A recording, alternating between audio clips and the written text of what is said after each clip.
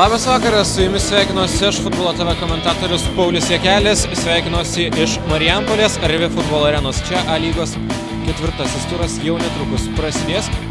Tiksliau prasidės šio turo vienas iš įdomiausių, mano nuomonė, rungtynių.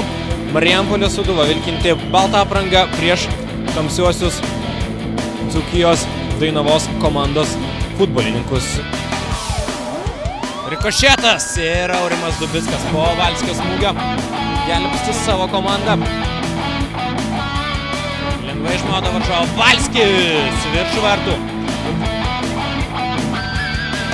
Ir čia labai pavojinga ataka, puikus perdavimas Brokas. Vienas prieš vartininką bus ar ne Brokas?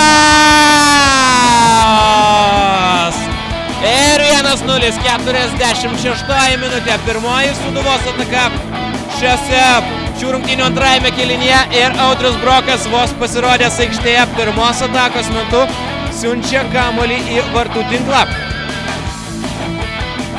Perdavimas į baudos aikštelę. Kokį šansą turi daug?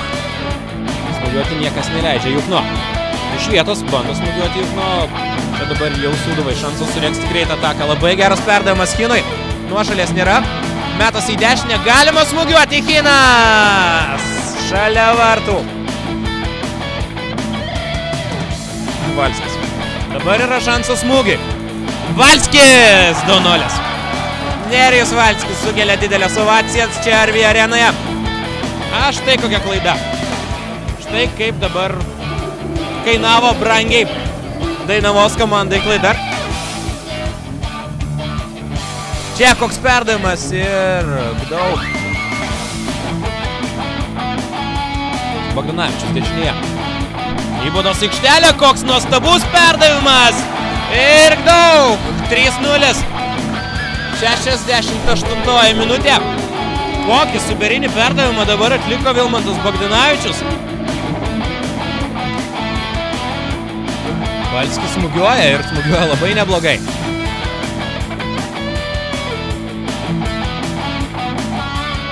Čia perdavimas.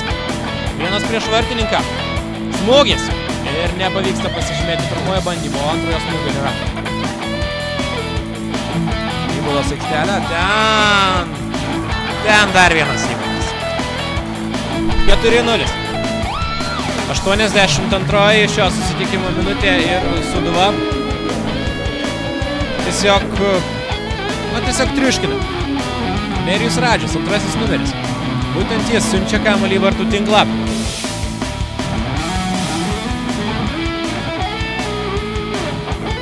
Čia Morozas. Greičiau reikėjo viską atlikti. Bandyti galbūt vienu lietimu. Tai aišku įmanoma. Čia dar vienas smūgis. Trečias smūgis. Ir kaip nėra įvarčio, taip nėra. Rungtynės baigėsi. 4-0 sveikinimai Sūduvai.